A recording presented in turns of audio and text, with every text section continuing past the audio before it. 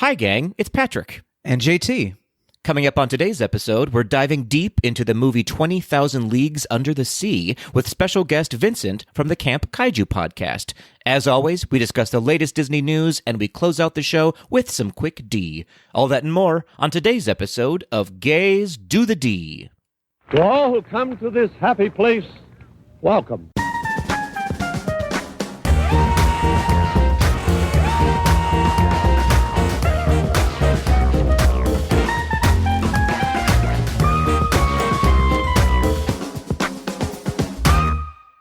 JT Naughtyless Landry. Somebody's been reading my email. Patrick, Karma is my boyfriend.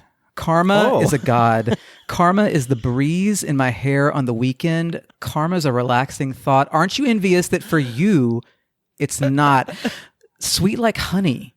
Karma is a cat purring in my lap because it loves me. Flexing like a goddamn acrobat. Me and Karma vibe like that. Kazuki. Oh dear.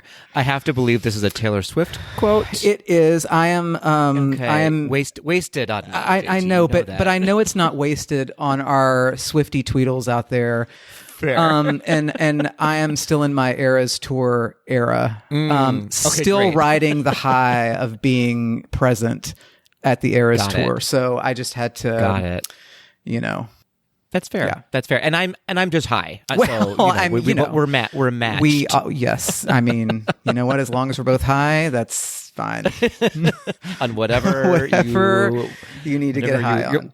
That's right. JT, how are you, my friend? How's it going? Let's check in. Mental check-in. Ooh, mental check-ins. Yeah. You know, I would say my general state over the last 3 weeks has been pretty much the equivalent of being on Big Thunder Mountain Railroad in the last row. Oh, you like it in the back. Okay, got it.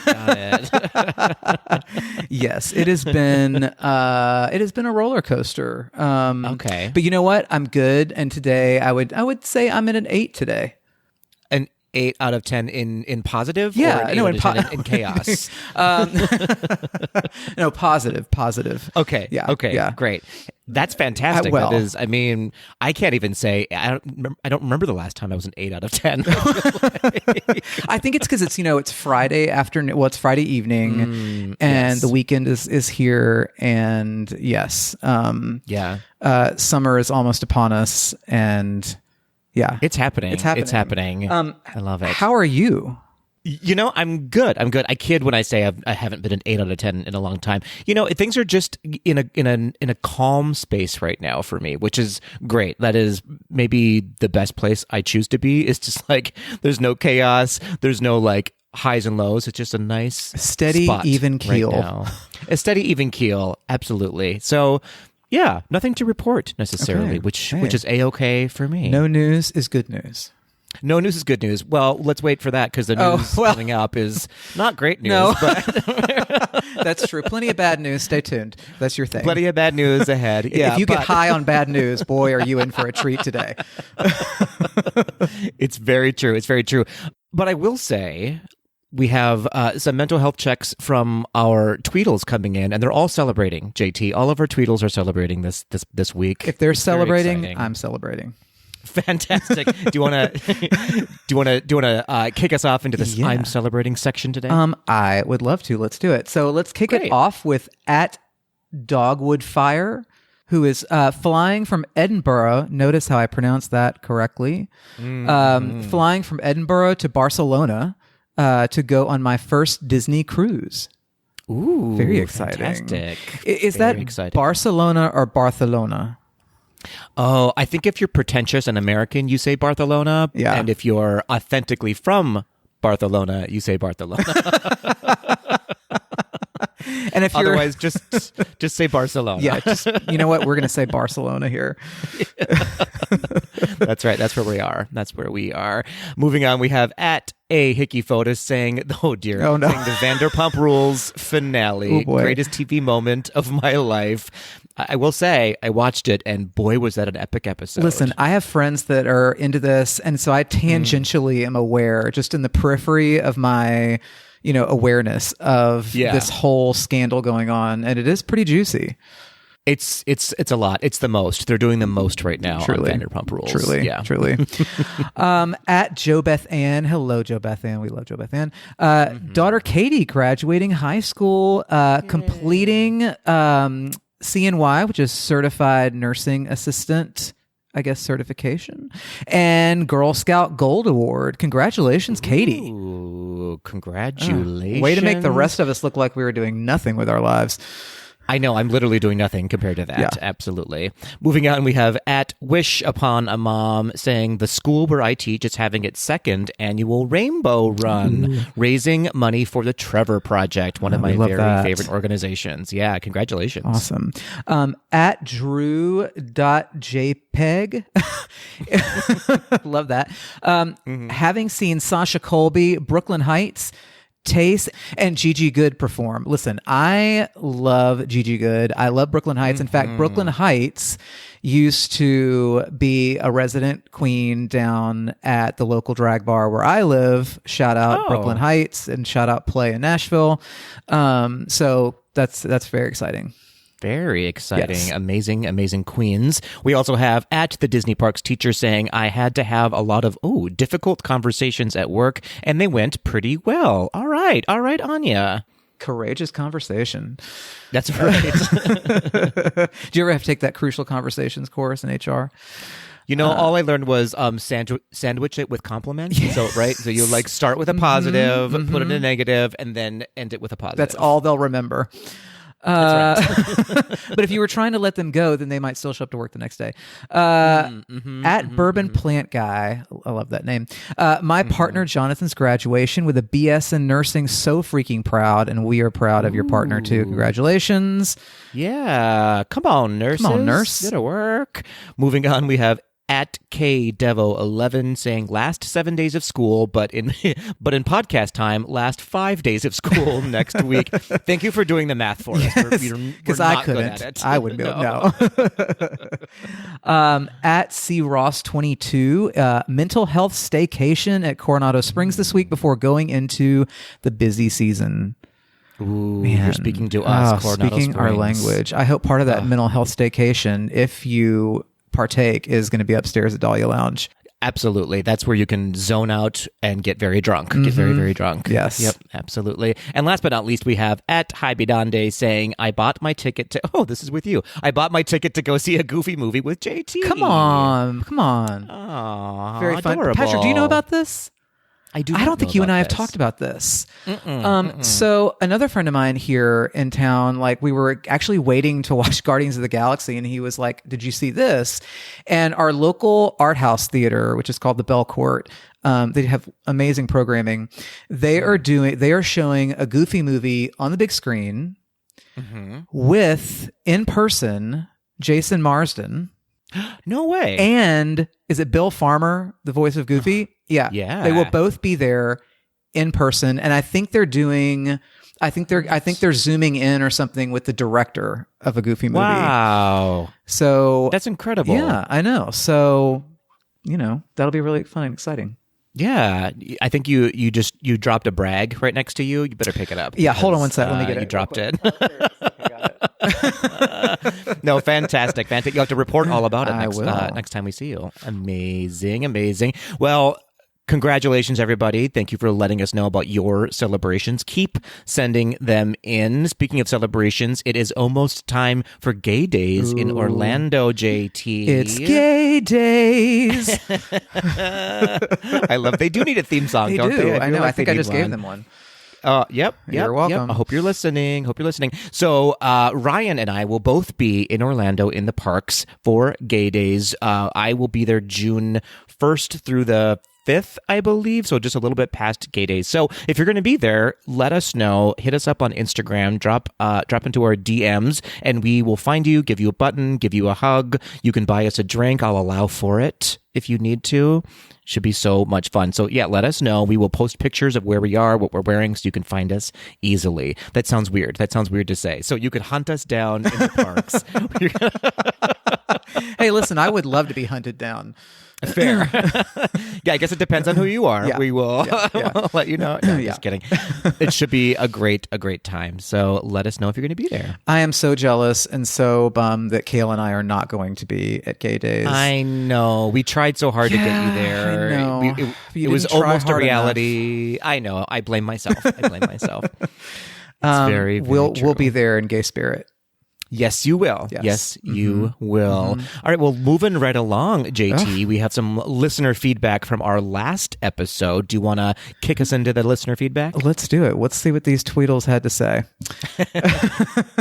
So at Jonathan Sturch said he listened to this week's episode. It was fun to hear Ryan show concern about his overuse of absolutely. Is Kale taking notes? That's a read if I've ever heard one. Yes. The shade is very strong and yeah. And we thank you expansive. for it. Yes. It's very cool under this shade. It's chilly under this chilly. umbrella. With a burr, I shivered. Shiver me timbers. Ooh. Apropos for today's episode. A little foreshadowing. That's right. We also have at Mary Beth King saying, Andy from the UK, I am a strict vegan. So this is in reference to Andy's question from last week about vegan options in Walt Disney World. Mary Beth King says, I'm a strict vegan and I have suggestions. Disney World will not let you down. Rose and Crown, vegan fish and chips off the menu. So this is a list of opportunities there for vegans. Liberty Tavern, the vegan meatloaf. Did you start to say virgin meatloaf? Because I looked at that and looked at it first when I read it and was like, virgin meatloaf? I did almost say virgin meatloaf, but it is in fact the vegan meatloaf. We have Andy's Lunchbox, the vegan tots and grilled cheese. I have had that and it is very good. Sounds good. They go on to say, we did the new barbecue roundup and holy cow, the vegan food was good. We love breakfast at Topolino's and Whispering Canyon. And then they say, follow Vegan Disney World on Instagram for more ideas, or just message me at Mary Beth King. Insider tip. I love there. that. Yeah. Hey, I have a question. Are tots not already vegan? Oh, good question. I think it depends on what they're cooked in. If they're cooked in like fat or butter, or if they're cooked in lard, or like peanut oil or something like that. Yeah, that makes sense. Just pure lard, right? Yeah. That's some great helpful tips for our vegan Tweedles out there. And I'm actually not vegan, but some of this actually does sound good, and I would actually legit try it. I have to say, Disney World and Disneyland have both stepped up their game when it comes to vegetarian and vegan options. They're fantastic. I mean, I love my meat, but I would try some of this. Moving on from at Boy Who Has Everything, he says, great episode, vegan Tweedle here with some additions to Ryan's amazing suggestion. We are lousy with vegan suggestions today. We're drowning in it. Aaron McKenna's Bakery in Disney Springs for a full vegan bakery experience. Ooh. The cold presses from Gideon's Bakehouse are all vegan. Sanaa at Animal Kingdom Lodge is incredible. Skipper Canteen in MK is a little gem. Spice Road Table in Epcot is especially tasty. And don't forget popcorn, Dole Whip, and pretzels are all plant-based as well. For more resources, he mentions a couple more that you can follow at Vegan Disney Food and at Vegan Disney World, which is actually, that's the same one that Mary Beth King. They both love it. They both love that one. So we also have the Vegan Disney Food. Are both incredible, he says. I love this. Awesome. Look at Tweedle supporting Tweedles. I love it. We'd love to see it. Well done. Each one everybody. teach one. Each one teach one. So basically, anywhere you go within Disney World, basically is going to have a vegan option for you. Is the moral of this story today? But isn't that that is the great thing about Disney restaurants? Is like, yeah, whatever dietary restrictions you have, I mean, they can accommodate you, right? It's they've grown leaps and bounds. Even in the last 5 years, it is such a different park food wise, basically. Now, so you maybe can't go to the corn dog cart and right. but most places, especially like sit down restaurants, will be able to accommodate you with something. That's right. And don't forget that cheese sauce is not cheese sauce. It is in fact byproduct of something else, and so you can have it if you're a vegan. But should you? Well, no. It'll stay with you like a piece of chewing gum in your stomach for 7 years. But it's very tasty. Very, very tasty. Well, what do you say, JT? We head into this week in Disney history. You know it's my favorite. I do, and I curated some Disney history just for you. It's Nerd Alert this week on Disney history. Are you ready? Yes. All right, let's start out with the birthday. 89 years ago, Robert Arthur Moog was born in New York City. Now, Moog is known as the pioneer of electronic music and invented what is known as the Moog synthesizer. So the Moog synthesizer was used by composer Wendy Carlos to create the score for 1982's Tron. Now, JT, any guesses on what major Disney parks soundtrack also heavily uses the Moog synthesizer? Is it the Main Street Electrical Parade? It sure is. That's Ding, right. ding, ding. With the, what is it? Baroque hoedown? Something like that. Yeah. The Baroque hoedown. Which is also my nickname in college, the Baroque hoedown. Whenever I fall over, it's the Baroque hoedown. Absolutely. Baroque hoedown. That's right. Little Disney history for you. Okay, and then more recently, JT, 28 years ago, on May 27th, 1995, the Coca-Cola refreshment corner in Walt Disney World's Magic Kingdom was replaced by this very popular location, themed after a poem by writer Ernest Thayer. Do you know what that location is? Tell me again what year and what was the original Certainly. spot? It was 1995. Okay. The original location was called the Coca-Cola Refreshment Corner, and this new space is themed after a poem by Ernest Thayer. Is this in Magic Kingdom or Disneyland? It is in Magic Kingdom specifically, in Disney World. Okay. Yeah. It's themed after a poem. Mm-hmm. Oh, it's Casey's Corner. That's correct. Ding, ding, ding. And the poem, Casey of at the course, Bat. is Casey at the Bat. Well done. I love how this week in Disney history, when I'm on, is like quiz time. It's interactive because you're going to know most of it already. So I'm like, all right, I gotta trip you up a little bit if I can. I love it. It didn't work though. No. So there we go. But Gotta get up pretty early in the morning. It's true. And that is this week in Disney history, which leads us into a very exciting announcement before we get into the news. We've got a giveaway, JT. Ooh, well done. Thank Kale you. shaking in his boots now for the Kale's real quiet since that drop. Haven't heard a peep since. Not a peep. Amazing. Well, Tweedles, one and all, we are giving away a brand new Mattel Little Mermaid Ariel doll from the new live action movie. Unopened, I promise you. We are giving away on our next episode. JT, how can they win this new doll? Well, you want Little Mermaid dolls? We got one. We have one. So, oh my God. Wow. The truly is kicking in. Brand new Mattel Little Mermaid Ariel doll. That's right. From the new live action movie. Here's how you can win it. Head on over to our Instagram at GDTD Podcast. If you aren't already doing so, please follow us and like the post featuring the giveaway, and comment by tagging three of your Disney-loving friends, and you're entered to win. If you want a second entry, repost our post and tag us at GDTD Podcast, or add it to your stories and tag us there. Entries will be accepted up until 6 p.m. on May 26th. But wait, there's more. Because I lied. Because you want Little Mermaid dolls? We got two. We've got two. We got two because we're giving away another Ariel doll just for our Patreon members. Isn't it neat?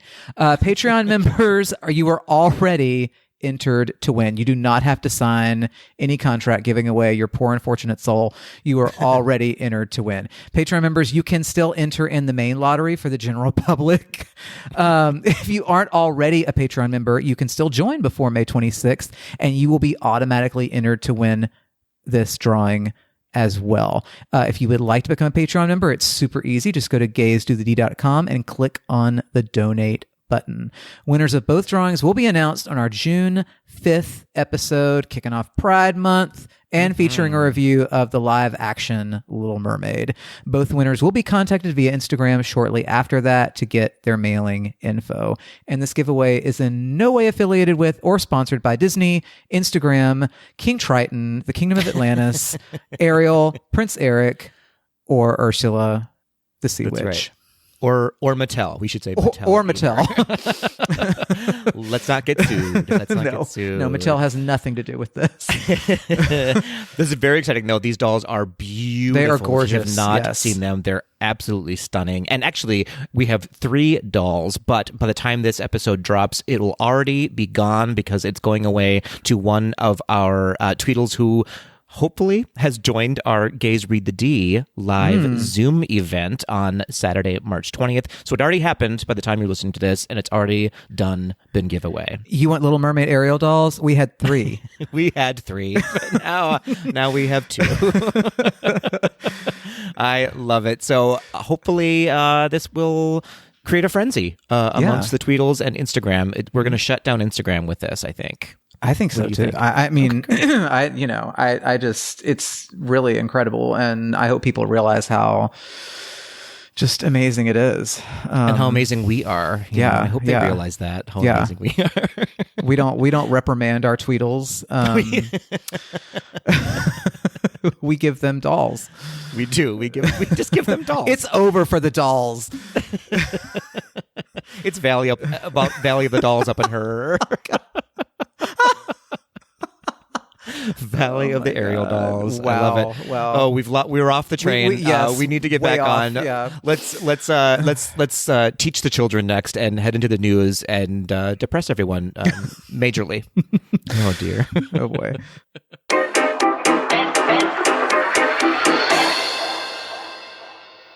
So Tweedles, we are trying something new on this episode with the news. Instead of doing sort of pre-written sections of the news where we just hand the torch back and forth, we are just going to give you a news roundup with some headlines and some bullet points and then maybe some comments, and we're going to see what happens. We're trying new things out here on Gays to the Day. It's like we're mermaids who are now on land, just trying out our new legs. That's right. Oh, I love it. So JT, do you want to, what's our first headline that we're going to talk about today? Okay, so buckle in. It's going to be a bumpy ride. It sure is. So our first headline is Dasari Santis's CFTOD board passes enforcement citation program resolution to issue fines to quote unquote all groups and legal entities unquote in district, including Walt Disney World, individuals, and children. And I am already exhausted by this. So basically, just in short, this is a very unclear program, which is represented, by that headline, which enables the oversight district to put in place rules of conduct within Disney, which does include residents of Celebration, Florida.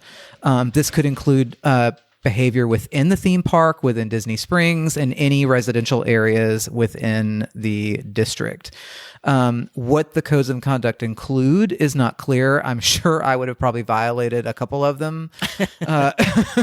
And they're not set in place yet. However, the oversight board would have the power to enforce and implement fines for any violation. Fines could include the following amounts: $75, $150, $250, and $500. For those of you keeping score at home, that was an all-star room back in 1995, Caribbean beach room back in 1988, a Polynesian village resort room back in 1975, and a Grand Floridian suite back in 1989. So specific. Citations could be issued to, quote, individuals, children, firms, associations, joint ventures, partnerships, estates, trusts, business trusts, syndicates, fiduciaries, corporations, and all other groups and legal entities or combinations thereof, end quote. Amazing. I like that they teased out children as though children aren't already individuals. Like, we're going to specifically target children with this. This just seems... isn't he tired? I just want to be like, I'm just like, aren't you tired? Yeah. Yeah. Do you need a nap? Because imagine how what's going tired on? we must be. Like, Yeah. I just, it's like he's just got now this like personal vendetta, right? And honestly, 100%, I think yeah. I just feel like it's actually going to run his own career into the ground. Which good, go for it. You do you. Right. If you love it, I love it. It's just so insane. It is. Yeah. It's gross, really, is what really it is. It is. Right? It is. mean, I don't like it. I don't like anything I about don't like it one bit. So, well, sort of this leads into that a little bit with our next headline. It's basically just a quarterly earnings roundup from this, what was it, 2 weeks ago, I believe, and at which Disney made 5 major announcements for guests visiting Walt Disney World in 2024. Just a quick overview of the earnings. Disney was up by 13% this quarter. However, a lot of specifically Disney Plus lost a lot of money. So while the parks were up, a lot of the online content was way down. In fact, Disney Plus lost 4 million paid subscribers within the last quarter, which is not great, but it was also a little bit expected. They pushed Disney Plus through hot and heavy initially, and then now they're raising prices and changing things around. And a lot of people's subscriptions are ending who got into that first round of like the 4-year subscription or whatever it was, and they're just simply not resubscribing. So that has something to do with it as well. But at the end of this quarterly earnings call, we'll get into the big announcements in a second here, but Iger was asked about the lawsuits that are going on right now between Disney and the state of Florida, basically. And Iger said, quote, "We never wanted and we certainly never expected to be in the position of having to defend our business interests in federal court, particularly having such a terrific relationship with the state as we have had for more than 50 years. He also then noted that Disney had plans to invest $17 billion, that's with a B, billion dollars in Florida over the next 10 years. And then he ended by saying, and this is a quote, "One question, does the state want us to invest more, employ more people, and pay more taxes, or not?" End quote. Ooh-wee. That's a bold statement.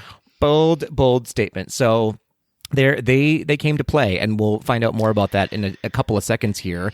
But thoughts on that quote in and of itself, JT? I mean, when I read that quote, I was like, come on, Iger's like, he's throwing some daggers. Like, yeah, he knows what he's doing. Yeah, he totally knows what he's doing. I mean, he's like, do you want our money or not? Right? Yeah. I do have a quick clarification for you on the 4 million subscribers that Disney Plus lost. And I think this is actually pretty interesting. Most of those lost subscribers, of those 4 million, came from Disney Plus's Hotstar service in India. That was my nickname in high school, Hotstar. After the company lost streaming rights to Indian Premier League cricket matches.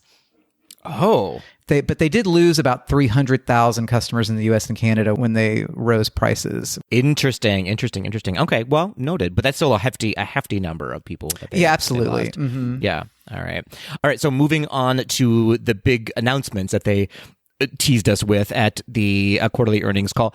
And I'll say, when I say they're big announcements, they're just announcements. I don't know if they're anything groundbreaking, but and they're things that we kind of expected to happen. But starting in January 2024, Parks Pass reservations will no longer be required for date-based tickets. And now also in 2024, annual pass holders will not need a reservation to enter the parks on select dates called, quote, good to go dates. Good to go dates. Okay, great. Fair enough. Also, Disney dining plans are coming back in 2024, which is kind of neat. Also, early entry and extended evening hours will continue for deluxe resort hotel guests. I don't know if that's an announcement or just we're still doing it. I don't know why that was a big announcement. And last but not least, Genie Plus will offer a more flexible service, allowing guests to plan ahead of their visit, which I believe basically means kind of like with the old Fast Pass system, you can now actually make Genie Plus reservations ahead of your trip as opposed to at 7 a.m. on the morning of your trip. Yeah, so we circled right back around to Fast Pass Plus. 100%, yes. 100% Great, got accurate. It. Perfect. Yep. So there we go. It's 2019 again. It sure is. It sure is. All right. What's next up on the news docket, JT? Oh, well, Patrick, It's another hit from DeSantis. Disney asks judge to dismiss lawsuit filed by DeSantis Oversight Board. Disney has asked the Florida State Court to dismiss or stay the lawsuit against Disney, saying the suit both conflicts and overlaps the federal suit, and that should be the primary focus. I mean, agreed. That's exactly what they should be doing. Yes. It's ridiculous that they just filed this petty suit against Disney after that. It was just basically, well, he hit me first, so I hit him. Exactly. It's like, okay, well, yeah, all right. Good times. So moving on, we have an interesting announcement, and we sort of teased this a little bit earlier in how Disney is sort of fighting back. They just have recently announced their plans to abandon their original plans to build a headquarters in Lake Nona, Florida. So they announced this 2 years ago that they previously planned to move roughly 2,000 employees from California to a new Florida office location. And this past Thursday, May 20th, Disney officially announced that they are no longer moving forward with those plans, which would have brought in roughly $1 billion to the state of Florida for basically construction alone, which would have added to the local community in the way of new job creation there. A quote from Orange County Mayor Jerry Demings: "It is unfortunate that Disney will not be moving forward with construction of the Lake Nona campus. However, these are the consequences when there isn't an inclusive and collaborative work environment between the state of Florida and the business community. We will continue to work closely with our valued partners at Disney." So basically the mayor of Orange County throwing daggers at DeSantis and his cronies, which is interesting to see interstate-wise. Of course, Governor DeSantis' team responded to the news by brushing it off basically as a failure on Disney's part, and in no way related to DeSantis' actions against Disney. LOL. Sure, Jan. And then a quote from Walt Disney World President Jeff Vallee from a statement released on May 19th. Quote, "Since we first announced this project, several dynamics have changed, including a change in company leadership and evolving economic and business conditions," end quote. So they're sort of dancing around saying, this is what happens when you F with us. We've reached the find out phase of this. We sure did. So I don't know. Thoughts on this, JT? I mean, I'm not surprised. I will say it kind of sucks because I feel like a lot of employees, or at least a percentage of employees, left from Imagineering, because this was going to be a required move. Yeah, you're not to wrong. continue with the company, and so that's kind of a bummer that it's like, well, that was a waste of people leaving that didn't need to leave. Right. So that's a bummer, but and I get what Jeff Vallee is saying, and I mean, I think some of this is like CYA, and some of this is like spin, and some of it is probably truth. There's probably a little bit of all three in there, to be totally honest with you. I mean, I'm sure part of this is, because of DeSantis' actions, and I'm sure some of it probably is a leadership change effect. Yeah. And, and just a change in other dynamics. But, I think it's a little bit of all of that. I would agree. Yeah, I don't think it's just one thing, but it probably made it a lot easier for them to say, all right, we're just going to pull the plug now because they clearly don't want our business here. So, of course. Yeah. I mean, absolutely. It just, there's been so much serious news lately. So much serious news. Well, moving on. What's our next topic? Well, pour one out for the Star Wars Galactic Star Cruiser, because it is hosting its final guests on September 28th, 2023. In a press release from Disney, quote, "Star Wars Galactic Star Cruiser is one of our most creative projects ever and has been praised by our guests and recognized for setting a new bar for innovation and immersive entertainment. This premium boutique experience gave us the opportunity to try new things on a smaller scale of 100 rooms. And as we prepare for its final voyage, we will take what we've learned to create future experiences that can reach more of our guests and fans," end quote. New reservations are currently on hold as Disney works with guests who have reservations beyond September 28th to rebook for an earlier date. And it's worth noting here that Star Wars Galactic Star Cruiser is just over a year old. I feel like this was kind of written in the stars. no pun intended. Well, maybe a little bit. But I don't know. Like, first, the cost was so high, and unless you are just a diehard Star Wars fan, I don't see this as having a lot of repeatability, which is part of why Disney World has been so successful for 50 years, right? Yeah. And it's like, this feels like for most people a one and done experience, if they can even afford this one and done experience. And there's so many families that, have their one trip to Disney World, and most of them are not going to be able to afford to take 2 days for this very unique one-off experience, right? Oh, for sure. Yeah, like you said, it's a very niche experience, and yes, I think the biggest part of it was so unachievable for so many people to even go. I will say I have to put a plug in. I do have a few people I know who have done this experience, and they are diehard Star Wars fans, and they absolutely loved it. In fact, hopefully we'll have a guest on in the near future to talk about their experience on it. So it does come with mixed emotions of a lot of people are really sad to see it go, and a lot of people are like, yeah, I guess it wasn't on my radar because it wasn't really attainable for me. So it's a tough one, I just wonder what they're going to do with all that space now, and I feel bad for the enormous staff that was working it as well. What are they going to do? Hopefully they put them in the parks somewhere. Remains to be seen. Disney Halloween season is coming up, so maybe a Spirit of Halloween. There you go. Spirit Halloween store. So yeah, R.I.P. Star Wars Galactic Star Cruiser. And then closing out our news segment, Disney has just unveiled their new Pride collection for 2023. It's all on sale now at Shop Disney and in selected Disney parks and stores. Interestingly, I have to note there is no indication of proceeds going to a charity this year or an LGBTQ plus nonprofit, which is that's a miss. It feels like a miss or baffling to me, unless they just haven't announced it yet, or if it's just they think it's implied. I don't know I don't know why they decided not to do that. I don't think they would ever say that. I don't think they would ever consider that implied. I feel like they would want to tout, You would think. Unless they're going to donate a portion of the proceeds to a variety of organizations. I feel like they would have difficulty narrowing it down to one. Maybe, but they're usually pretty quick to say, and we're going to give it to this place. So I don't get the merch is really cute this year. A lot of it's kind of the same, but the Spirit jersey and sort of the multicolored color blocking they're doing is actually really beautiful. I might have to pick one up, but I kind of don't if it's not going anywhere other than to Disney, if that makes sense. I liked some of the merch, and then some of it I thought was, quite frankly, I don't know, I wasn't crazy about some of it. Well, fair enough. But that's just me. That's just me. That is just you. Well, I'll make my own Pride merch, and we will donate to it. I mean, Gays Do the Deed does have Pride merch, and they are donating 100% of the proceeds. Right. So, not to honk our own the horn, ACLU but drag fund to be. That's right. Honk, honk, everybody, honk, honk, honk, honk. And that's our new news segment this week. That's right. Let us know what you think, and we may or may not change it based on what you think. Otherwise, we'll just do what we want. That's how we run things here on Gays Do the D.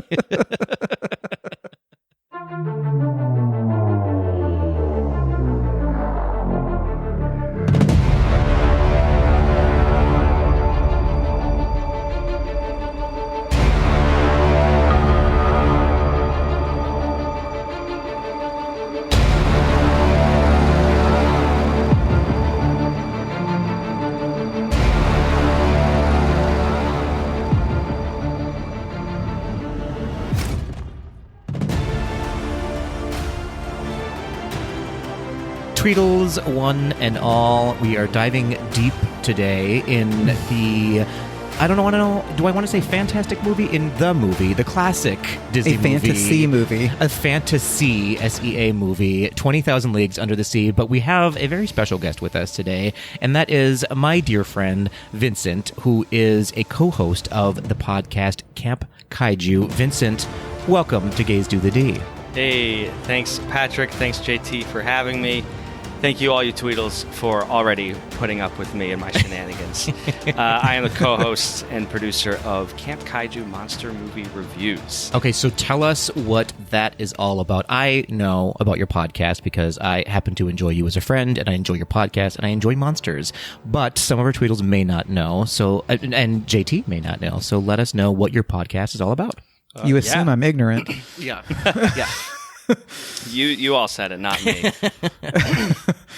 Well, Camp Kaiju, we review monster movies, old and new, classic, traditional kaiju like Godzilla and Mothra and those types of wonderful movies. But then we do dive into stranger beasts of all sorts of shapes and sizes. We just released our latest episode about the 1994 Jack Nicholson movie called Wolf. Oh, yeah. I know that movie, Love actually. that movie, actually, yeah. Really? I had never heard of it, but my co-host Matt, he brought it to the podcast. We alternate movies. And yeah, we talk about the film in regards to the good aspects, quote unquote, the bad aspects, and the campy aspects. So we have a lot of fun, but we do try to treat the movies with a certain film analysis bent. Right. So yeah. Looking at it through a cultural or societal lens and see if it stands the test of time ultimately. I love that. In fact, I was on an episode that is maybe not one of your more regular episodes where we reviewed the movie Luca, because it is, of course, about sea monsters, and that was a lot of fun. And we had some interesting conversation, I have to say, on that episode. Yeah. I think monsters, in particular, as a genre, offer so much metaphor that you might think, oh yeah, it's obvious that the Wolfman or werewolves are metaphors for finding identity or sexuality, but actually it's not always the first thing that comes to people's minds. They just are enjoying a good horror movie, which is absolutely legit. But Matt and I on our show, we like to dig a little deeper into those themes. I love it. I love it. The closest we get to monsters on Gaze of the D is having a cisgendered heterosexual male as a guest on our show. Hey, that's me. So welcome, Vincent. Yeah, that's me. Yeah. And I it's truly an honor to be a guest on Gaze Do the D. So yeah, whatever nonsense I spout, just take it with a grain of salt, 'cause I am a cisgendered male here. We forgive you. So before we get into the movie 20,000 Leagues Under the Sea, we do this with all of our guest hosts on the show, and we want to get sort of your distory, a distory lesson from you. Nothing too deep, but just sort of what is your background, if you have one at all, with the Walt Disney Company? Oh, do I have a background? In my backyard, I should say. So I'm from Orlando. That's and right. My dad worked for so many different hotels in the Disney theme parks. And if he wasn't working at one, I always had a friend who worked at one. I worked at the Contemporary Hotel for a real hot minute before I got fired, but that's a story for another time. I resigned, I should say, my position. No, so I always had access to the theme parks, very privileged to have that access, but Nice. It was great to go to MGM Studios, as it was known back in the day. That was my favorite. Movie lover here. Yeah, so a lot of good memories at the theme park there. Awesome. Do you have a favorite Disney movie or genre of Disney movies even? Ooh, okay. The first one that came to my mind, that's like pure Disney. I'm not talking Pixar or anything. Sure. Is The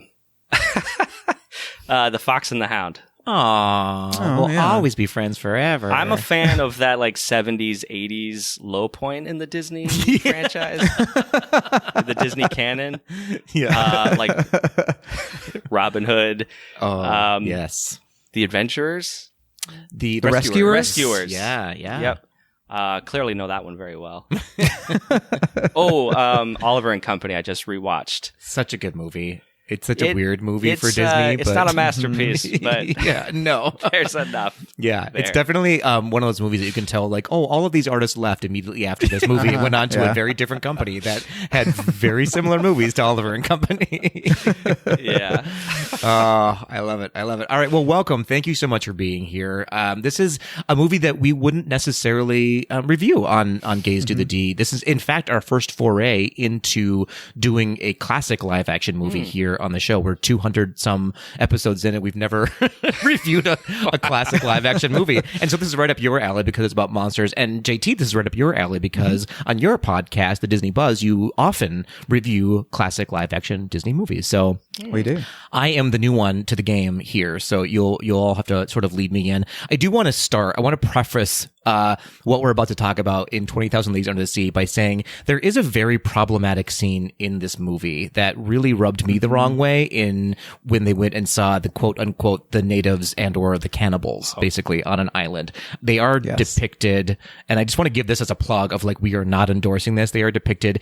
I don't want to use the word racist because I think it was just an uneducated lens in which they portrayed these characters, sort of like they portrayed the characters and then we did away with them in the Jungle Cruise, right? In the ride, I mean. In that they're very primitive and very just, the non-white folks in the movie were not depicted very well. It's a 1954 lens. It is, yeah. And we're not making excuses for it, no. But we are saying it wasn't okay then. It is not okay now. And I think we can maybe skip that part of the movie. In fact, you could skip that part of the movie because it had nothing to do with the movie at all, I would say. Like, it added very little value to the movie, in my opinion. What do you guys think? I totally agree. That the movie could have been about 10 minutes, 15 minutes shorter without that. Oh, yeah. I mean, the length of this film, it's a long one. It is. It's an epic in every sense of the word. Yeah. But yeah, especially when you're considering the diversity of this film, when those are your only characters of color. Does not stand the test of time. No, in certainly. that regard. No, it certainly doesn't. Okay, so all that being said, we're going to give a quick synopsis of the movie. We're going to get into the cast and crew, some thoughts about it. Vincent's going to give us sort of his take from his podcast lens on what this movie is, and then we'll sort of go into some fun facts, and then rate it, as we are now want to do on GDTD. A new thing that we're doing here is some ratings. So JT, do you want to kick us into, or just guide us into what this movie is about, if you can? I will do my utmost best. Yeah. So 20,000 Leagues Under the Sea. It's based on this novel by the same name by Jules Verne, which was written in 1870. Jules Verne, of course, also wrote Journey to the Center of the Earth and Around the World in 80 Days. 2 of those 3 books have been Disney attractions and Disney movies. This movie is set in 1868. It starts with rumors of a sea monster that are spreading up and down the Pacific coast. Professor Aronnax and his assistant, do you say that? Is it Conseil, I believe? Conseil, are asked to investigate these rumors and board a ship along with Master Harpooner Ned Land. Their ship is hit by what they think is the monster, sending all 3 overboard while they go out to sea and discover what it is. What they thought was the monster is actually a submarine called the Nautilus, and all 3 board that boat. That boat is captained by a gentleman named Captain Nemo. So they found Nemo. They did. They did. Along their adventure in the ship, they discover that Captain Nemo's ship, the Nautilus, is harnessed by atomic power discovered in the island of Volcania. Did we tell you this was a fantasy? This discovery in the wrong hands would lead to war. Captain Nemo's mission is to sink the ships that carry ammunition to other countries in the hopes of saving thousands of lives. But along the way, he sacrifices the lives of everyone on those ships. A classic tale as old as time. That's right. In an attempt to escape the Nautilus, Ned and Conseil send messages in bottles, letting nearby warships know of their plan to head to Volcania, and also inspiring the vault song from the Taylor Swift Red album, Message in a Bottle. I can't with you today. Sorry. Along the way there, they are attacked by a giant squid, the actual sea monster, which Master Harpooner Ned fends off. I want that to be my title. Master Harpooner. Oh, God. Master Harpooner Patrick Kozacki. Right. The Nautilus reaches Volcania, is met by warships who attack them on sight. Not wanting the power of the island to be discovered, Captain Nemo sets up bombs to destroy everything. Everything. Before he gets back to the Nautilus, he is fatally shot, and he tells the crew that he's decided to sink the Nautilus with everyone on board as the ending to their mission. Literally the epitome of, if I'm going down, you're going down with me. That's right. 100%. Chaos ensues on the ship, as it does. Professor Aronnax, Conseil, and Master Harpooner Ned all escape as the Nautilus, Captain Nemo, and the crew all sink to the bottom of the ocean. just a heartwarming tale, isn't it? Just full of hope, just and beautiful. a beautiful tale of humanity, and I know I said that we were going to get into cast and crew next, but actually, I think this is a good place to like start talking about our initial thoughts after we've given this lovely synopsis. Thank you, JT. You're of so the welcome. movie. JT, do you want to? What did you think of this movie? Just initially, like what are your sort of like first round thoughts and opinions? I mean, just my general opinion of this movie is, honestly, in terms of production design, in terms of, the casting, I think it's probably one of the more premier Disney live action movies. I mean, it honestly feels like a movie that really any studio could have put out in the 50s as sort of like a big, epic, action adventure. I will say the movie could have been a good tight 85 minutes. There is a lot of, repeating the same sort of motifs over and over again with in this movie. I think there's a couple really good performances. James Mason, I think his performance is really, really fantastic. We'll get into that when we get into the cast and crew, but, I think his is really great. I think Kirk Douglas is pretty good in this movie. I think for the time, I think the special effects are actually pretty decent, from my perspective. Yeah. And probably at that time were incredibly impressive. I mean, this did win an Oscar for special effects. So yeah, I mean, it's a nice diversion. It's not something I have to like have in like a repeat rotation. I think the thing that really cripples it, besides the unnecessary segment of the movie that we've already talked about that we don't need to mention again, is just how long it is. And it just doesn't need to be as long as it is. It drags. It clocks in at 127 minutes. Actually, that's only 2 hours. A 2 hour and 7 minute movie. Yeah. I mean, in the grand scheme of things, I thought this was a 3 hour movie when I watched it. It is the epitome though of a slow burn of a movie though, right? Like so much like just like, I don't know, unnecessary conversation and a lot of underwater shots, which are beautiful and really well done for it being shot in the 1950s is incredible. Oh yeah. But a lot of it was like, okay, do we need 47 shots of this one fish, or could we have done one shot of this fish? Right. It feels like it turns into like a nature documentary in the middle for like. Well, some of it was like taken from the old Disney nature documentaries, actually, that they just like used in this movie. They just spliced it in, so that's why it felt that way, because it was that way. Yeah. Who told them they had time to kill them? Right. Exactly. Exactly. What about you, Vincent? What were your sort of initial thoughts of the movie? Oh man. So I have knocked this movie actually, but my initial thoughts were wonder. I was sucked into the adventure and the over the top action and thrills. Kirk Douglas can really do no wrong in my book, and he perfectly epitomizes that swashbuckling, chip on his shoulder, loose cannon of a sailor. Also, I mean, I'm an actor by trade, so I'm always taken by performances. And James Mason, Peter Lorre is one of my top favorites. The special effects. If we're talking about 1954, I was especially taken by the Kraken at the end. And may I get into a little? Yeah. Okay. Of course. A little monster context here. That's why we have you on the show. What? Okay. So 1954, the original Godzilla came out. That's right. So that arguably more of a landmark movie than 20,000 Leagues Under the Sea for like worldwide cinema, but 20,000 Leagues has its place in film history. But anyways, Godzilla is portrayed by a man in a rubber suit. So that's one way to portray a monster. Over in the States, monsters in the early 50s were either portrayed by sort of a stop motion claymation type deal, sort of like King Kong. Right. And that was big in the 1950s. Or they filmed live animals and did some editing to make them look larger than life. They did the scaling aspect, the ratios or whatever. So you can imagine a B-movie version of 20,000 Leagues Under the Sea has an actual octopus like in a tank swimming over little model people. Right, yeah. Maybe touching a toy submarine or something. Right. So to see these kind of practical effects in play in 20,000 Leagues, honestly, in my experience watching monster movies, is ahead of its time. You know, you could think about monster effects in the 1980s being as good as what I saw in 20,000 Leagues. So, yeah, high praise for the special effects team in my book.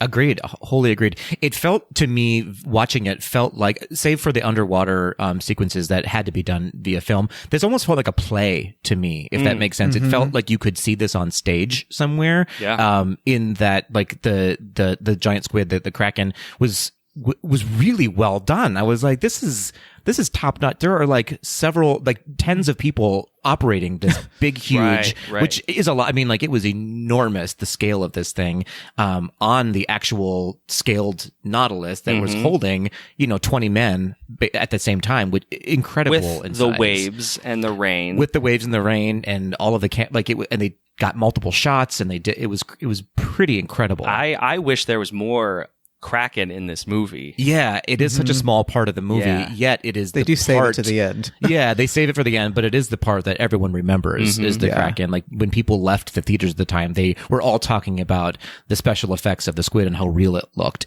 And where that had nothing to do with the movie, really. The whole movie was actually about, like, man's power and, like, men are monsters and, like, how we are the actual, underwater sea monsters and on land monsters. And yet this squid, who was in the movie for 5-7 minutes maybe, was the star of the movie. Yeah, and It really was like a drama with almost for the first like 90 minutes of the movie, except for a couple of exceptions, and then boom, you've got this monster, right? For the last like 20 minutes. Very much. And it's interesting. Like, and I think back about, like, Jules Verne wrote this in 1870. This book alone was light years ahead of its time, and what he was able to imagine these things that are actually we're capable of doing now, of, like, powering things with atomic energy. And it's really outstanding the way that he really foresaw all this happening. And then the Disney company, like, pioneered a whole new way to shoot movies with this film. It's pretty incredible. Isn't it very like steampunk too, right? Like, yeah, Jules Verne is known as sort of the godfather of the steampunk movement, basically, along with, like, H.G. Wells, I think. So it all sort of happened there. And they leaned into that a little bit artistically with this movie, but I think they almost went with more like a French sort of presentation of it for some reason. Like, it was very gaudy and over the top and, like, opulent almost inside the submarine itself. Well, I wonder, and I'm just putting it out there because I don't know the history of steampunk as an aesthetic.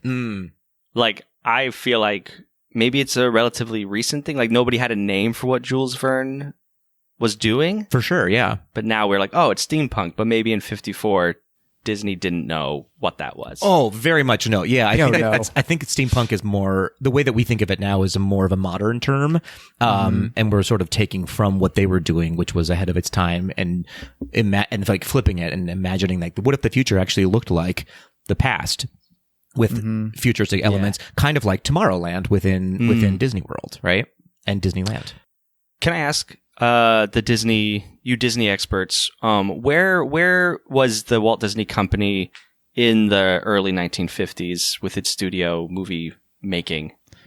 This was this was the first live action film that they shot and produced in the States, and I think it was only like the second live action film that they had done, period, because they had done Robert Louis Stevenson's Kidnapped first, I think, or Treasure Island, one of the Treasure two. Island, I think, was Treasure the first Island, one. yeah. So yeah, it's pretty early in their. Yeah, this is very early in the live action. They had, like I said, the True Life Adventures was kind of like their sort of. That's what they were doing at the time, basically a million True Life Adventures, which they won Academy Award after Academy Award for. And so that sort of inspired this movie, in fact, is seeing all of the underwater aspects of the True Life Adventures. Walt Disney was like, this could be a movie. And we happen to have this script, 20,000 Leagues Under the Sea. And so it all kind of fell into place that way, interestingly. All right. And did it pave the way for more live action movies, or? Well, it didn't.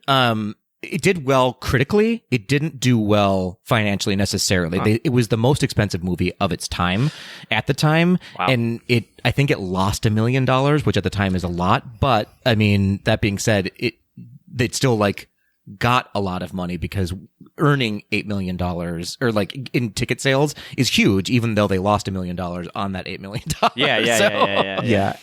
And I think if you look at the live action movies that came after this in the 50s, 60s, and 70s, you'll see occasionally an action adventure film, but they really kind of pivoted more to like cheaper, to comedies and things that were cheaper to produce. Right. That they could make more money on. Yeah. And didn't take as long to make as well. Right. That it too. took a long time to make for them. Yeah. Oh man, I'm just thinking about some of those movies. Like, was it the Nutty Professor? Is that a Disney? Mm-hmm. Yeah. Yeah, it would have been like the Shaggy Dog, Yeah. the Love Bug, all that stuff would have been sort of, yeah. Now, Love Bug would have been a little bit later, but they all sort of fell into place with each other. It's pretty wild.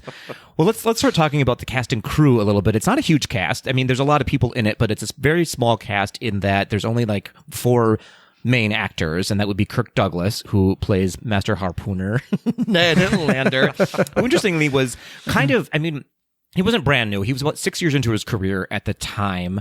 So he was still making a name for himself in this movie. And this movie kind of catapulted himself into other movies. In fact, he's best known for playing Spartacus in Spartacus in 1960. And I think this role had a big part in him getting that role as well.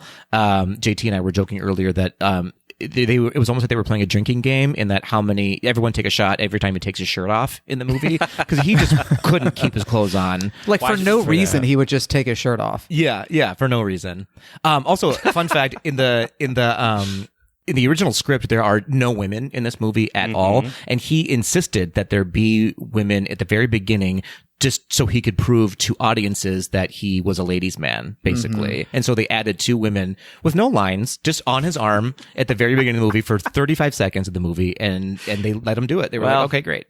It was I see what you're going for, Kirk, but when you're spending most of this movie on a submarine with men, and you say something about a glory hole, it's just yep. It happens. It happens. Everything happens. Moving on, we talked about him a little bit already. We have James Mason. I don't know how they got him for this movie, but they did. They got James Mason to play Captain Nemo, best known for his roles in Lolita, A Star is Born, and Julius Caesar. An amazing actor. He played such a subdued role in this movie. Like, he was so mysterious and creepy almost in this movie. For him being kind of the lead role of this film in a Disney movie. Well, I think that's the strength of James Mason. He just brings that gravitas without doing a whole lot. Yeah. North by Northwest is my favorite. He plays the villain in that one. Oh, that's right. Yeah, he's great in that movie. That's right. Yeah. And he's sort of why it feels like a play, I think, to me, because he's not movie acting. He is just doing as little as possible, and it does epic proportions in the scale of the movie. Moving on, we have Paul Lucas playing Professor Aronnax, best known for Watch on the Rhine, which he actually won the Academy Award for Best Actor in. He was also in the Casino Murder Case. I don't know too much about Paul Lucas, but for him also actually being the lead character of the movie wasn't a very big part or a very deep part, I thought. It didn't have a lot of depth to it. He kind of fades to the background a little bit. I would say that. It's almost like he starts out and you think he's going to be the central character, and then his character just sort of fades into the background. That's what I thought. And Ned and Conceal and Nemo kind of come to the forefront. Yeah, I would agree with that. Vincent's nodding. Everybody. Yeah. He kind of gets overshadowed by. I'll use my words. He does get overshadowed by the supporting players. I think so. Yeah, I think so. And then last but not least, we have Peter Lorre, as we said, playing Conceal.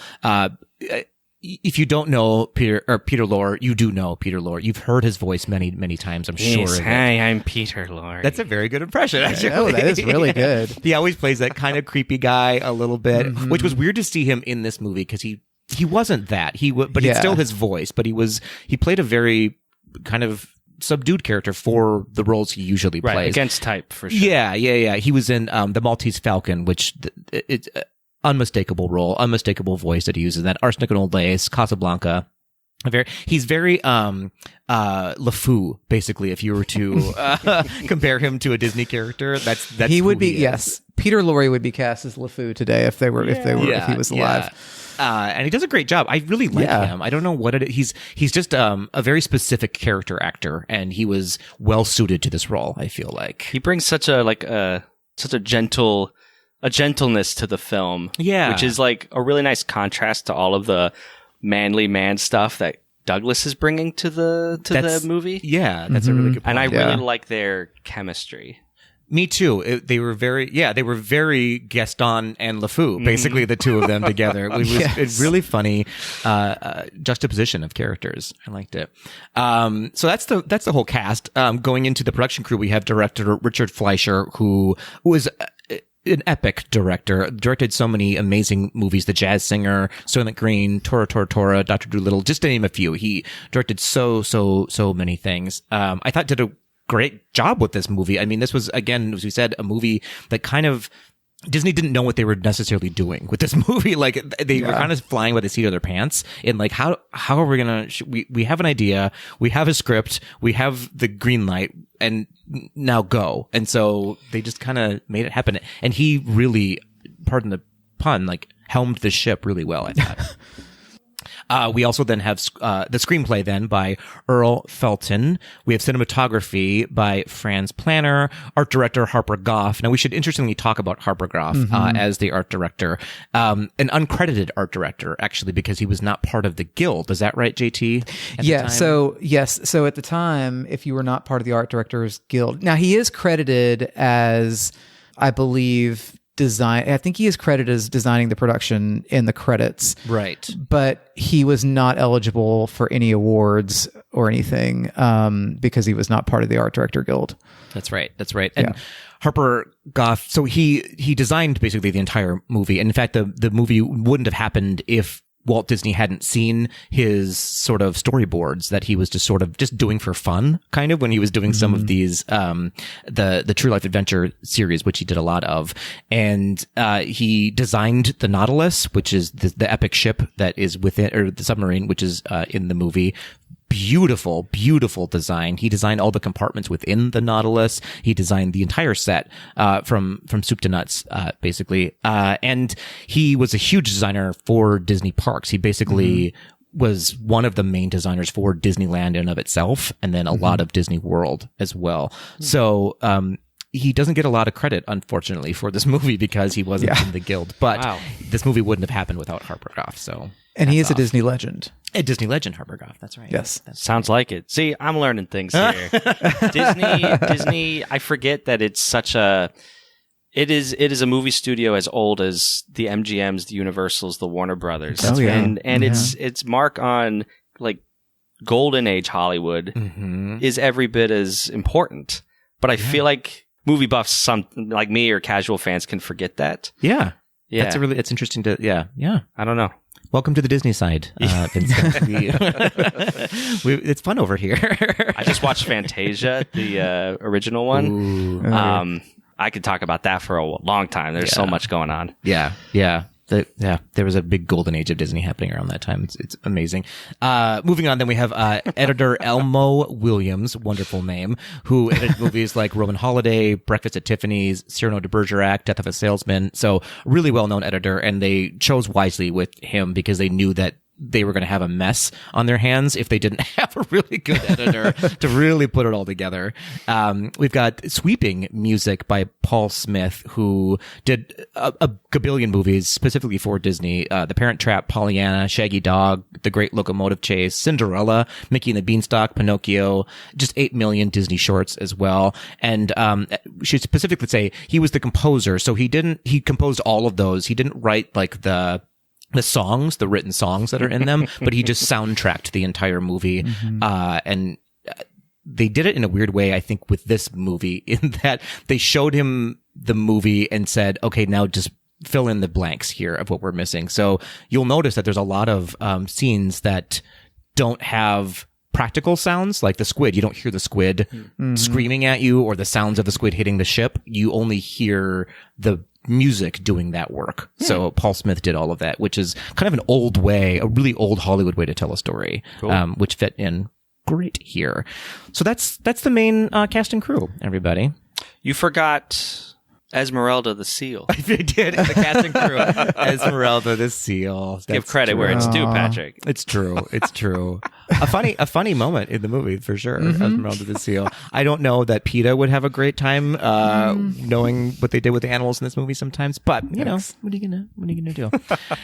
So JT, there's some fun. We already went through quite a few of them, but let's cap off with some fun facts about this movie, and then we'll close out with some final thoughts and shots, and then our overall rating.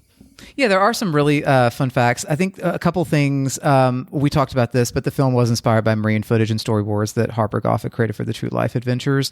Interestingly, this is the first Disney film to be distributed by Buena Vista Productions, which you would see the title card for moving forward in a lot of live-action animated films.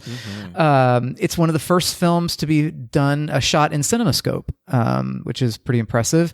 It was filmed in the Bahamas and Jamaica and Death Valley. I'm not exactly sure what they filmed. Oh, I guess they filmed the opening scenes, the Western scenes in Death Valley. Yeah. Yep. It was one of the most costly films at that time. As we talked about, it cost $9 million to make.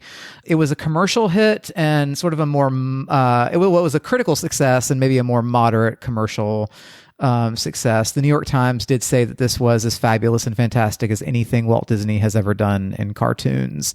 It was nominated for 3 Oscars. It won 2 of those. It won for color art direction. This, of course, was back in the time when they were separating out categories for black and white and color film. It also won for special effects, rightfully so. And it lost out for best editing. So sorry, Elmo.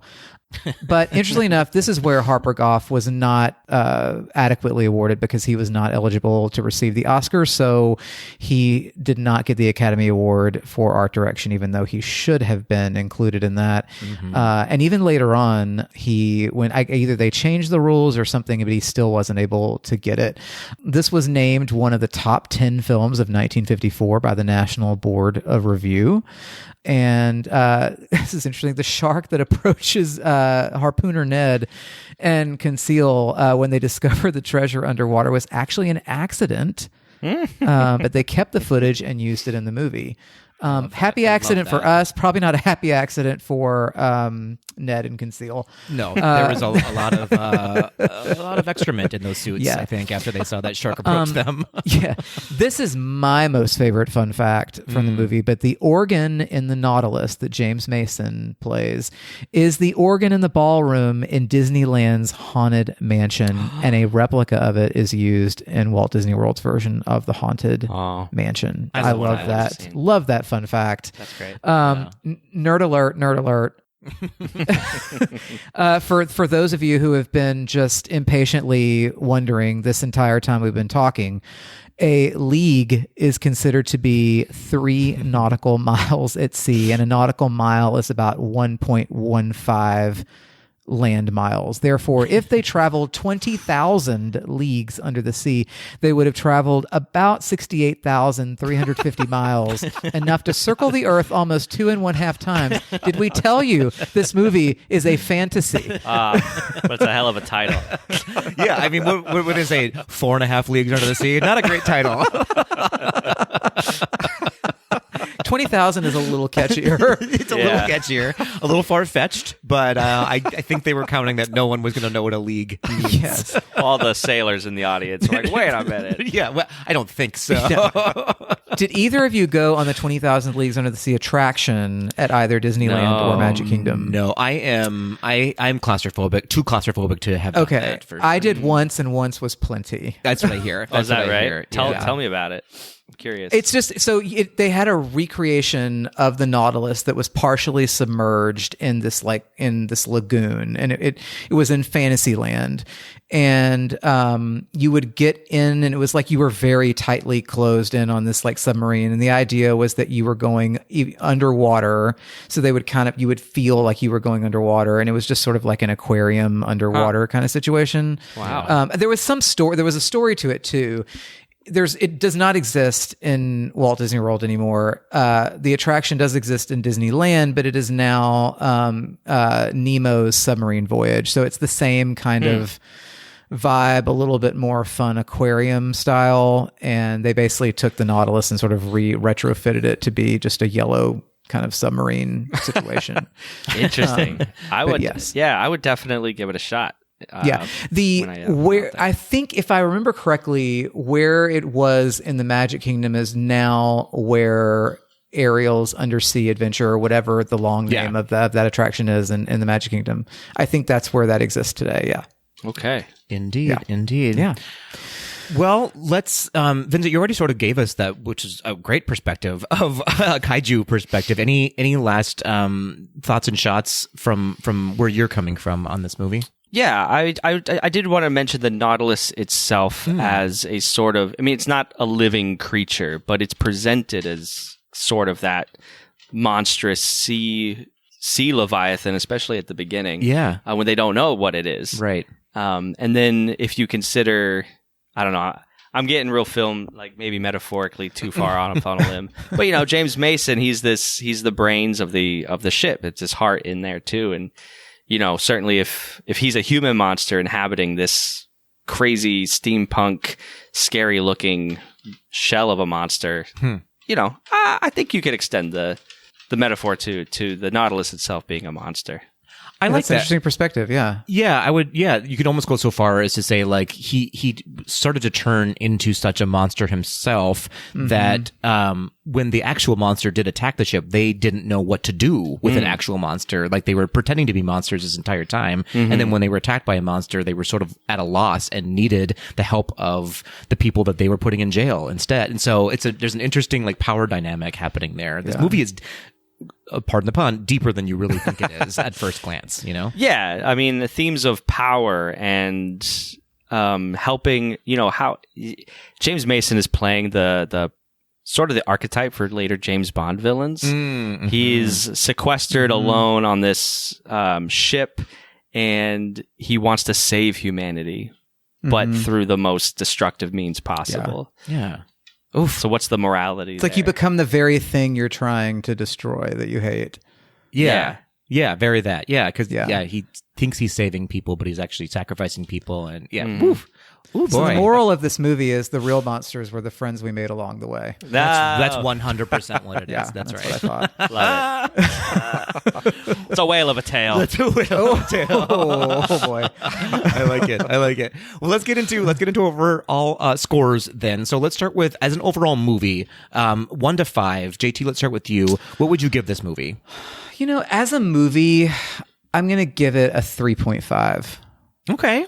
That's pretty high ranking, actually. I feel like I'm not surprised by it, but I think it's I'm gonna give it a 3.5. I like it. Vincent, how about you? I'm gonna give it a 4. Interesting. Yeah, it's my type of devil may care type action adventure. Yeah. That's totally fair. I think I would say 3.5 to 4 specifically for like special effects and like care of the movie. I'm docking it a little bit because of the problematic scene within the movie for an overall movie, so that's where I would land it. Yeah. What about on an inclusivity scale then, JT, 1 through 5? I can't give it a 0, so I give it a 1. You can give it a 0, absolutely. No, well, you know what? I'm going to give it a 0 then, because this is our show. We can do what we want. First of all, the only 2 women in this movie are not allowed to speak and are just depicted as arm candy for the male. Yeah. And I mean, anyone who's non-white in this film is depicted as a savage cannibal, and everybody else is white men. So yeah, a 0. I can't. Yeah. Agreed. Yeah. Negative 10 for inclusivity scale on this one. Yeah. Vincent? I'll give it a 1. Okay, a 1. Just to be different. Okay. Cis hetero white man. You give it a 1. I gotta just stir in the pot here. Oh Lord. Okay, and then last but not least, if gays are rating the D here, what's the queer scale that you're going to give it on? I mean, I'm going to give it a 4 just because Kirk Douglas takes his shirt off every 5 minutes for literally no plot reason. Oh, there's a reason. There was a reason, and no, I know. a queer baiting scale. It was definitely a 5 out of 5. Yeah. I think. But also it was just a very opulent and dramatic movie. I was going to say, and I have to say, every movie that James Mason is ever in, he gives off. There's a little bit of a queer codedness happening. Yes, he was very like a Scar kind of a character, and just a subtle like. Am I a bad guy? Am I not a bad guy? Yeah, because it happens in North by Northwest. It happens in this.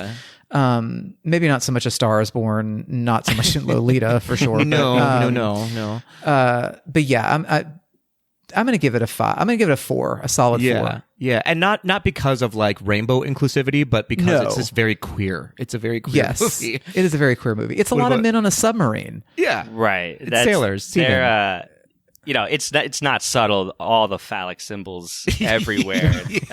The tentacles. I mean, come on. The Master Harpooner. I mean, yeah. Okay. You can edit this stuff out. Nope. Too. It's all staying. It's all staying. Okay. Well, there's a part. They're sitting around the table and they're eating the food that James Mason has provided. And I'm going to tie this into Moby Dick as well because he mentions that the milk is actually sperm whale milk. Oh, that's right. That's right. I forgot about that.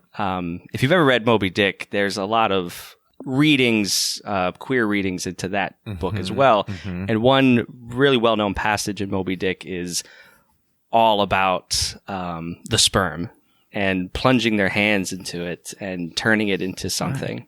So I was just like, yep, there it is. And who among us Tweedles hasn't read Moby Dick? I mean, me, I'm that Tweedle. Daily. I read it daily, actually. Yes. Just a passage every morning when you wake up. Absolutely. Amazing. All right. So it sounds like overall, I think our average score on inclusivity, queer scale, and as a movie, we're at about a 2.5, I think. Because, I think so. Because we rated it so low on inclusivity. Yeah. So that feels about right. And how does it stack up if you had a 1 through 5 on a kaiju scale for you, Vincent? Oh, that's a good question. I mean, you're welcome. I mean, it's not actually super monster heavy as you may think it is through reputation.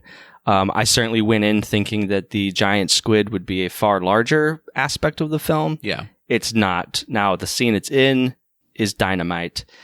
But, is it a monster movie? No. Does it have a monster in it? Yes. Deep. This is much like my life. There's a monster in it, but it is not a monster movie. That monster is me. Well, thank you very much, Vincent, for joining us today. We're honored to have you. Remind everyone at home where they can find you and your podcast. Yes, thank you, Patrick, JT, and all you Tweedles out there.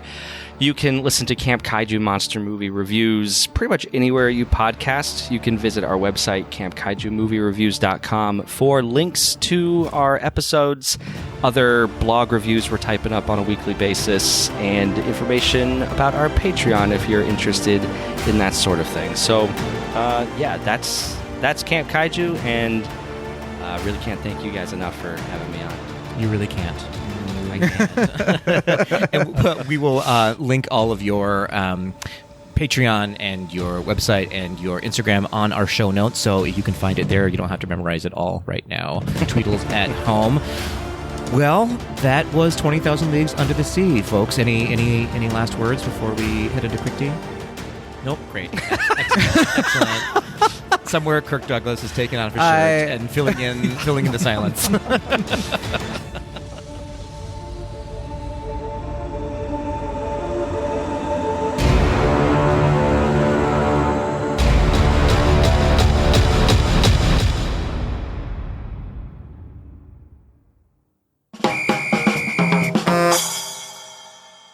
Hey, Patrick. Hey, JT. How do you feel about some Quick D? I feel so good about some Quick D. Are Kaiju ready for some Quick D? Ooh. Wow. She has jokes today. Oh, she has jokes. She's got a tight 10. She does. In full disclosure, we are on day 2 of recording because JT had a hard out last night, and so couldn't be bothered to stick around to finish the recording. But yeah, I mean, we have places to be seen, people to see, right. People to see us. That's right. You had to be seen in green. Yes, although I did go to the wrong place. Oh no! Yes, and I had to quickly get back in my car and go to the right place, but it's okay. Oh no! Yeah, no, it's all good. You're like, why is there a bowl of with keys in it at this house. Yeah. There's a lot of upside down pineapples and interesting. Yeah. I would have stayed. There. You chose part. Oh gosh. Oh dear. So what are we doing today for Quick D? Well, JT Patrick, we have actually planned ahead this time. We did, amazingly enough. And we are going to ask each other a question relating to Disney monsters. Very on brand for the Kaiju episode. It is. Kaiju go first? Or would you... Don't steal my jokes. Don't, and then pretend that they're yours. Listen, imitation is the sincerest form of flattery, right? Fair. Yeah. Fair enough. Yeah. Fair enough. I can go first. Do you want me to ask first, or do you want to ask me first? Your question. Dealer's choice. Oh my gosh, I'll ask you first, okay. JT. Okay. Just in case we have the same question, then I've got mine out of the way. Perfect. So mine is a marry, kill, Disney Plus, and chill question for you. I love it. So I've got some creatures and monsters in Disney lore that you have to marry, kill, or Disney Plus and chill with. Are you ready? I'm ready. Okay, I'm going with Monstro the whale from Pinocchio. Okay. Beast from Beauty and the Beast. Okay. And Elliot from Pete's Dragon. Oh, that's a really interesting lineup. Okay. Thank you so much. You're so welcome. I am going to marry Elliot. Okay, great. Yeah. Reasoning being? He's just really sweet, and I feel like, if you're thinking long-term relationship, you want someone who is going to be there for you and is going to support you, and I feel like he would do that. And someone that no one else can see. And someone that no one, yes. No jealousy issues here. I'm going to kill Monstro the whale because there's just... What? That's just sad. You're going to harpoon a whale. I'm going to harpoon a whale with the help of Ned. Okay, fair enough. With Master Harpooner, shirtless Ned. Yes. And then I'm going to Disney Plus and chill with the Beast. Okay, fair. Because obvious reasons. Yeah, that bod, though, right? That strong chest. Things to consider: Monstro can fit a lot of things in his mouth. I'm just saying. I'm just putting it out there. That's true. Yeah. But it's a lot to handle. He's a lot to handle too. He's a lot. Yeah. But you know what? Also, he can fiddle. But the teeth. There's a lot of teeth there. Okay, you raise a good point. Yeah, you raise a good point. All right. But yeah, Beast, Disney Plus and chill. I stand with you on this choice. Okay, are you ready for your question, Patrick? I'm always ready for my question. Okay. So, we've all been in the situation where, we think we can fix him. Right? We do. We've all been there. It's like, I can fix him. Yeah. Patrick, which Disney monster do you think that you could have been in or could be in a relationship with where you would be like, you know what? I can fix him. I know from experience I can't fix anybody. I'm trying to fix myself. Oh,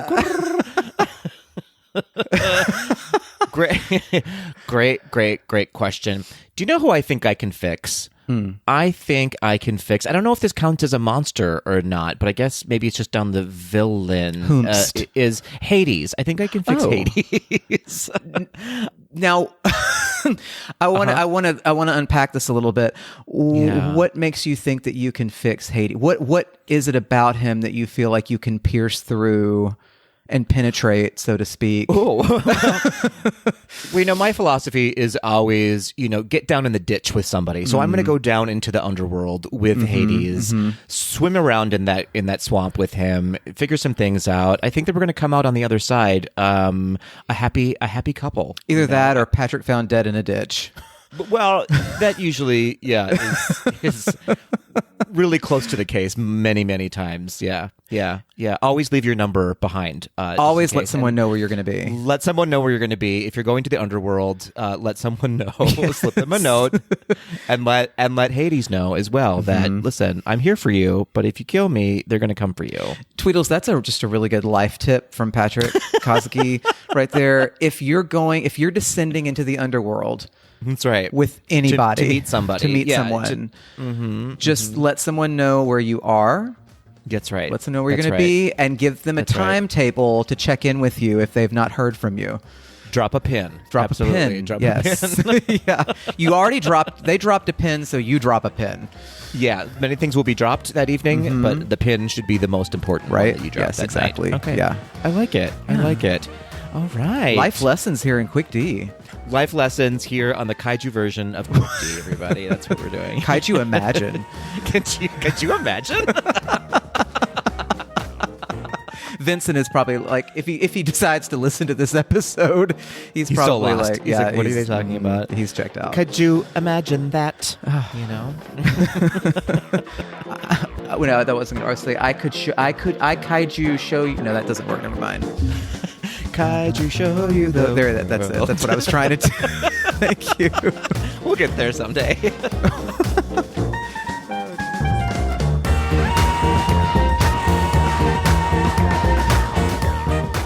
That will do it for this episode of Gaze Do the D. Thanks for listening. To become a patron of the podcast, visit our website at gazedothed.com/donate. For a donation of any amount, you can receive exclusive Gaze Do the D content and help us continue to bring you the very best Disney news and discussion. Continue the conversation after this episode on Facebook, Instagram, and Twitter at GDTD Podcast. Submit your questions or show ideas to info@gazedothed.com. Have a great week, everybody. See ya real soon.